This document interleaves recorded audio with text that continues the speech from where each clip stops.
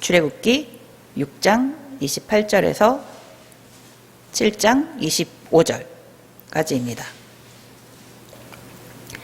지난주에 봤었던 말씀에서는 모세와 아론이 바로를 만나러 갔습니다. 그래서 하나님의 말씀을 전했죠. 이스라엘 백성들을 데리고 광야로 가서 하나님께 제사를 지낼 수 있게 해달라 요청을 했습니다. 바로는 절대로 안 된다. 너희가 지금 시간이 많구나. 너희가 너무 게으르다. 너희들이 더 많은 일을 해라. 그래서 이스라엘 자손들의 노동이 더 많아졌어요. 그리고 이스라엘 자손들도 모세와 아론을 보고서 불평을 하죠. 너희 때문에 우리가 더 힘들어졌다. 모세와 아론의 의욕이 많이 꺾였을 겁니다. 하지만 하나님은 또 계속 말씀하십니다. 다시 바로에게 가라고. 6장 12절 보면 모세가 여호와 앞에 아뢰되 이스라엘 자손도 내 말을 듣지 아니하였거든 바로가 어찌 들으리이까. 나는 입이 둔한 자니이다. 저는 입이 둔합니다. 하나님, 내가 바로를 만나지 않았습니까? 이스라엘 자손들도 만나지 않았습니까? 근데 바로도 제 말을 안 듣고 이스라엘 자손도 제 말을 안 듣습니다. 저는 이렇게 입이 둔한 자인데 어떻게 또 가가지고 또 말을 합니까? 저는 못하겠습니다. 라고, 힘듭니다. 라고. 그 뒤에 읽어봤던 말씀은 하나님께서 이거 전에 했던 말씀 또 하시죠. 네 형 아론이 있지 않니? 네 형 아론이 너의 대언자가 되어서 다 말해줄 거야.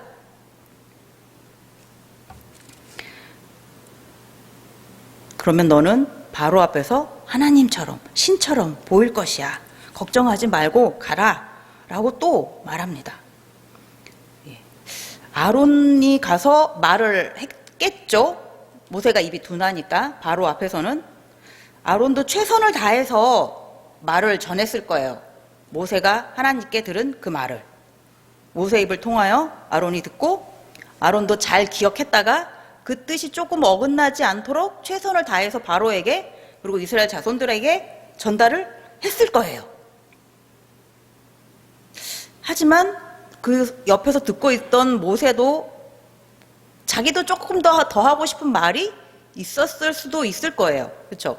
형 아론이 말을 잘해주고는 있지만 그 말을 들으니까 뭔가를 내가 조금 더 말하고 싶은데 하는 마음이 있었을 거예요. 왜냐면 직접 하나님을 만난 사람은 자기니까. 자기가 직접 하나님을 만났을 때 그 감동.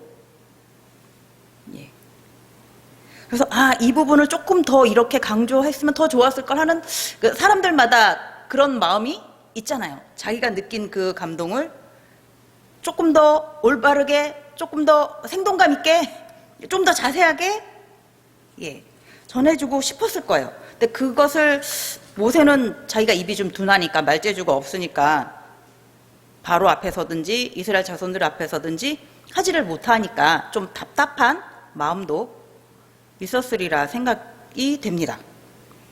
만약에요, 모세가 말을 아주 잘하는 사람이었다면, 말재주가 아주 언변이 뛰어난 사람이었다면, 그래서 아론을 중간에 거치지 않고 모세가 직접 바로를 만나서 하나님의 말씀을 전해주고 모세가 직접 이스라엘 백성들 앞에서 자신이 만난 하나님을 그리고 하나님께서 하신 명령의 말씀을 전달했다면 어땠을까요?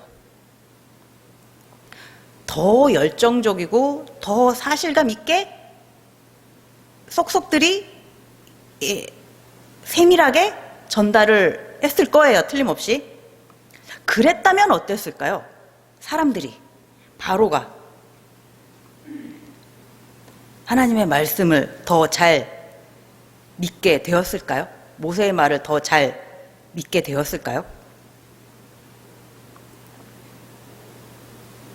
만약에 그때 사람들이 모세의 말을 믿게 되었다면 모세는 어쩌면 내가 역시 설득력이 좋아, 내가 역시 말을 좀 잘하긴 잘해 라는 생각이 조금 들 수도 있었을 것 같아요. 사람이 그렇잖아요. 어찌 되었건 아마 모세가 아주 말을 잘해서 바로 앞에서든지 이스라엘 자손들 앞에서 하나님의 말씀을 잘 전달했다 할지라도 결과는 똑같았을 거예요. 왜냐하면 하나님이 미리 말씀하셨잖아요. 바로는 완악한 자라서 절대 이스라엘 자손을 쉽게 보내주지 않을 것이다. 출애굽의 일을 이루기 위해선 모세가 입이 둔한 자라도 아니면 모세가 아주 말을 잘하는 자라도 상관이 없는 거였어요. 모세가 말을 잘하지 못하는 상황이라도 모세가 아주 말을 잘해도 출애굽은 그대로 이루어집니다. 출애굽은 하나님께서 계획하신 일이시니까. 출애굽은 하나님께서 하시는 일입니다. 하나님께서 그래서 모세에게 계속 말씀해 주십니다. 바로의 마음은 계속 완악할 것이다. 그리고 나 여호와는 나의 표징을, 나의 이적을 계속 나타내어서 이스라엘 백성들을 반드시 출애굽시킬 것이다 라고 말씀해 주십니다. 7장 4절에 보면 바로가 너희의 말을 듣지 아니할 터인즉 내가 내 손을 애굽에 뻗쳐 여러 큰 심판을 내리고 내 군대 내 백성 이스라엘 자손을 그 땅에서 인도하여 낼지라. 내가 이스라엘 백성들을 인도하여 낼 것이다. 그런데 어떻게 하실 거냐면 이렇게 하신대요. 이제 내가 내 손을 애굽에 뻗쳐 5절에 시작하는 부분에도 내가 내 손을 애굽 위에 펴서 하나님의 손을 애굽 위에 뻗치시고 하나님의 손을 애굽 위에 펴 놓으신답니다.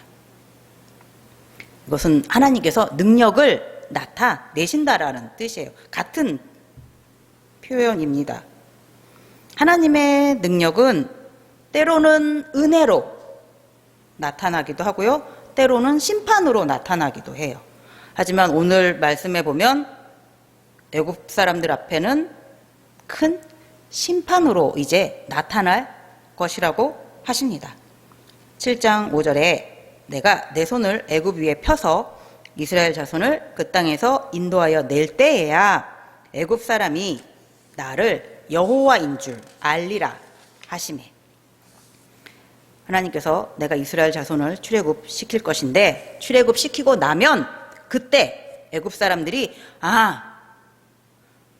이스라엘 자손들이 믿는 하나님이 여호와 하나님이시구나 라고 알게 될 것이다. 그들에게 내가 여호와임을 알릴 것이다 라고 하세요.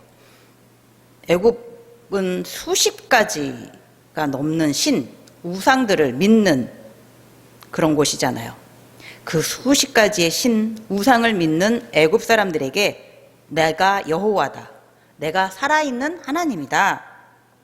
나는 스스로 있는 전능하신 하나님이다. 라는 것을 알릴 것이다. 라고 하세요. 그러기 위해서 지금 하나님께서 손을 뻗치시고 손을 애굽 위에 펴신다고 하십니다. 모세와 아론이 하나님의 말씀대로 따르겠습니다. 라고 하죠. 출애굽기 7장 9절에서 10절의 말씀을 보겠습니다. 바로가 너희에게 이르기를 너희는 이적을 보이라 하거든 너는 아론에게 말하기를 너의 지팡이를 들어서 바로 앞에 던지라 하라. 그것이 뱀이 되리라. 모세와 아론이 바로에게 가서 여호와께서 명령하신 대로 행하여 아론이 바로와 그의 신하 앞에 지팡이를 던지니 뱀이 된지라. 하나님께서 가서 이제 할 일을 미리 알려주세요. 모세야, 너희가 형 아론과 같이 바로에게 다시 들어가서 바로를 만나려고 하면 바로가 너희가 진짜 너희가 믿는 너희 하나님이 보낸 자라면 뭐 어떤 좀 특별한 능력을 좀 보여봐 라고 할 것이다. 그때 이렇게 해라. 형 아론에게 말하라. 형 아론이 가지고 있는 그 지팡이를 던지라고 해라. 그러면 그것이 뱀이 될 거야 라고 말해주세요. 그래서 모세와 아론이 바로에게 갔습니다. 정말 바로가 자 너희가 진짜 하나님이 보낸 너희들이 믿는 신이 보낸 자라면 그 신의 어떤 능력을 한번 보여봐. 진짜 바로가 그래요. 모세가 아론 형에게 말하죠. 아론 그 지팡이를 땅에 던져. 아론이 던졌어요. 그랬더니 뱀이 됐어요.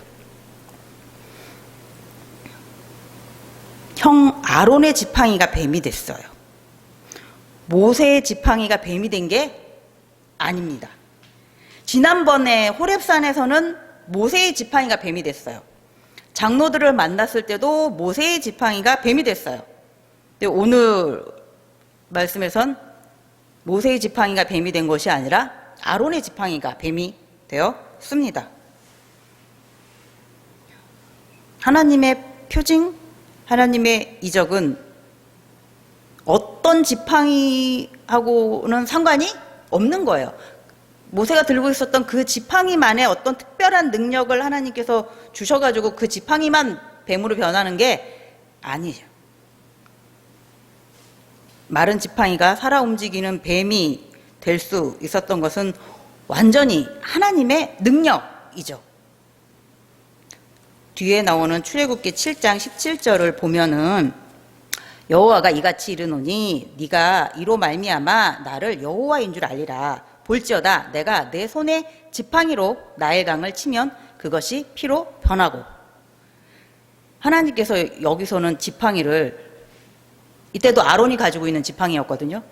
근데 하나님이 내 지팡이라고 말씀하세요. 모세가 들고 있었지만 그 지팡이는 하나님께서 능력을 부여하셔서 뱀이 되는 지팡이가 되고, 아론이 들고 있다 할지라도 그것은 하나님께서 뱀이 되게 하시니까. 겉으로 봤을 땐 모세 손에 있는 지팡이고 겉으로 눈으로 봤을 땐 아론 손에 있는 지팡이지만 사실은 하나님의 지팡이이기 때문이죠. 예. 능력은 하나님께서 능력이십니다.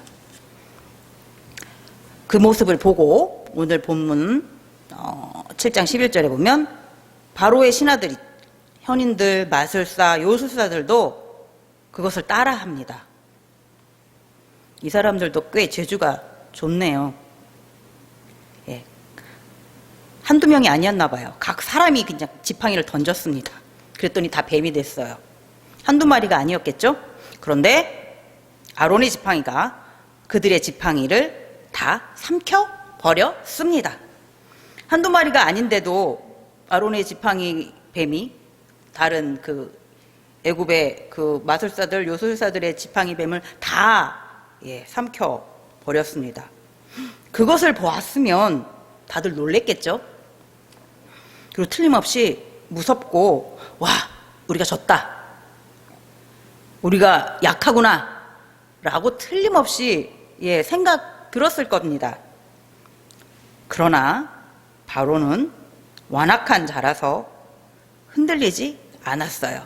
13절에 보니까 그러나 바로의 마음이 완악하여 그들의 말을 듣지 아니하니 여호와의 말씀과 같더라.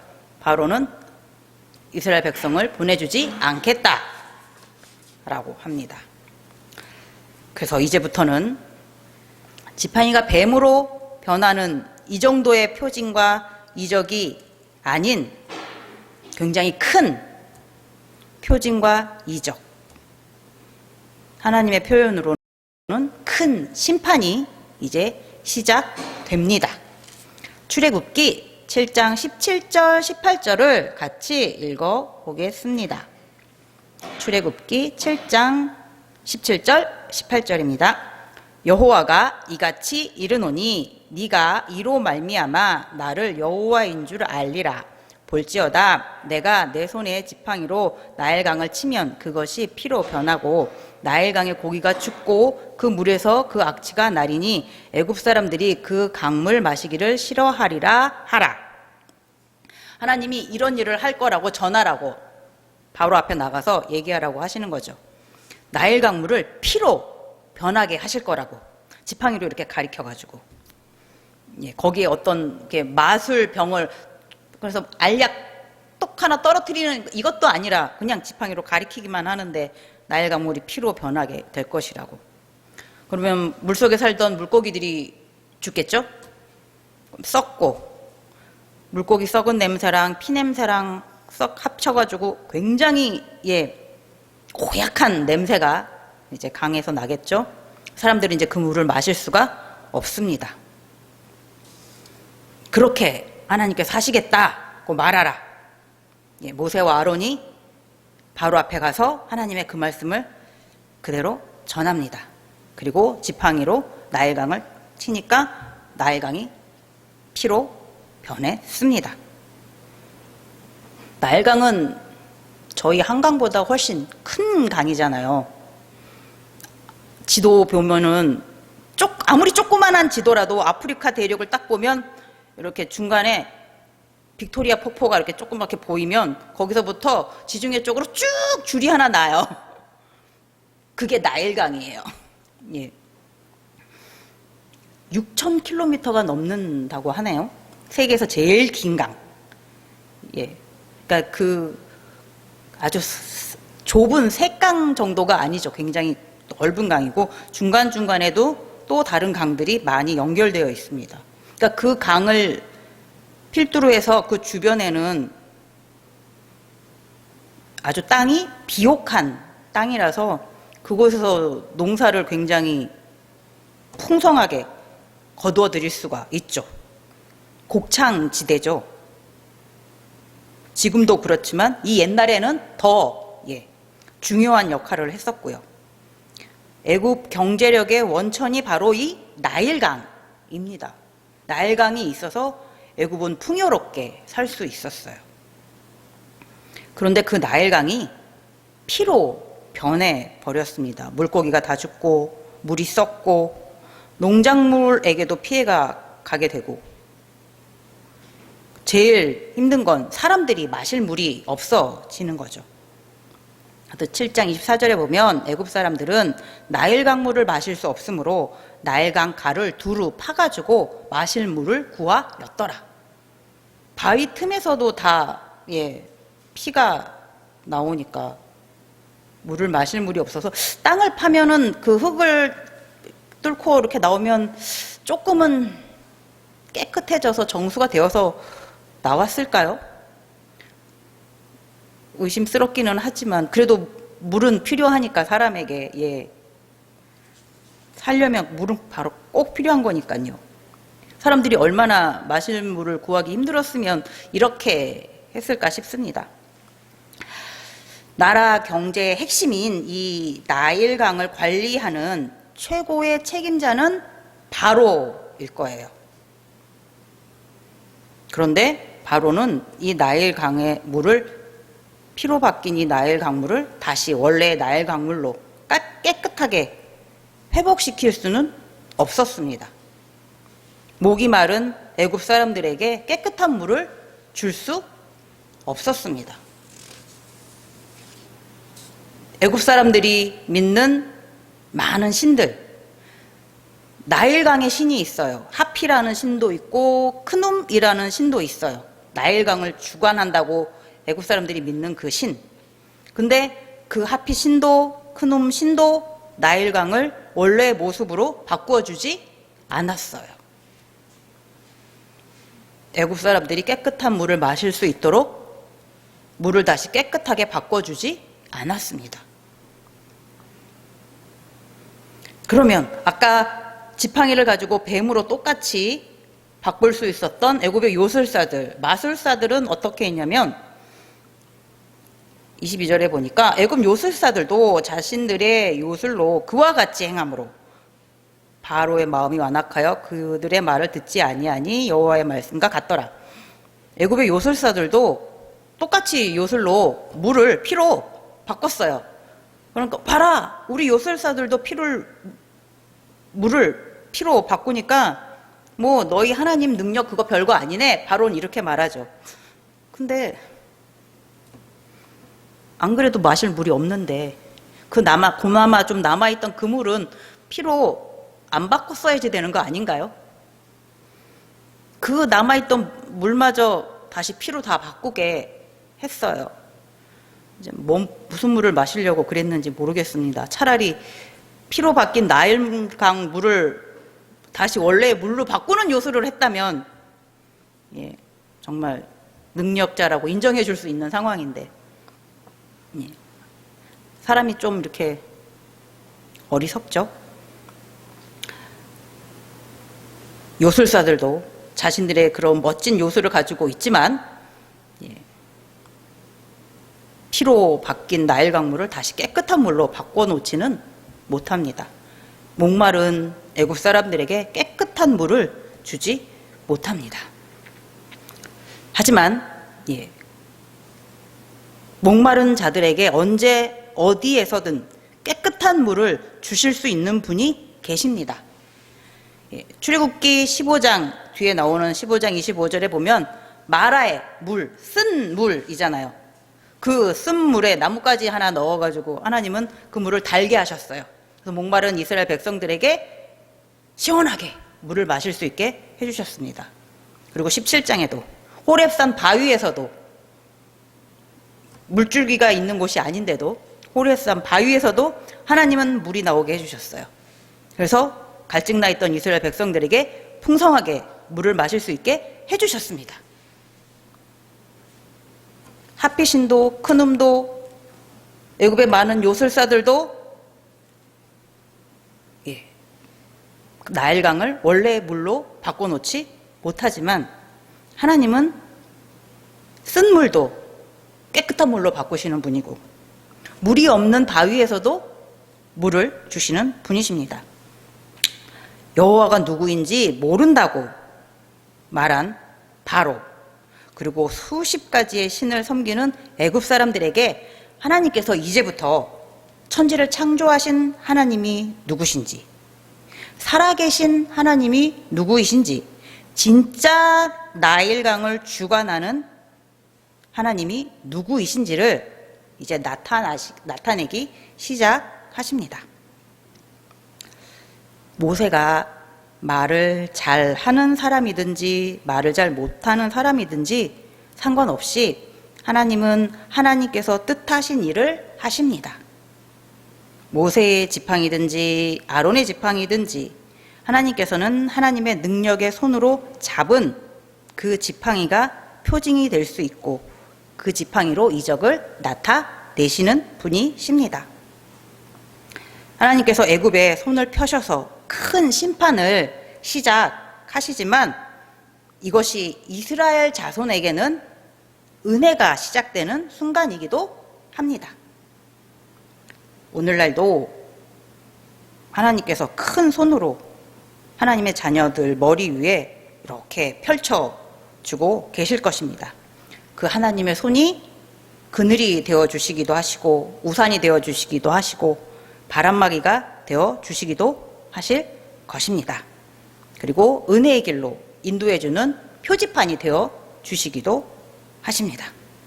하나님의 손을 의지하며 나아가는 하나님의 손만 따라가는 우리 모두가 되기를 바랍니다. 기도하시겠습니다.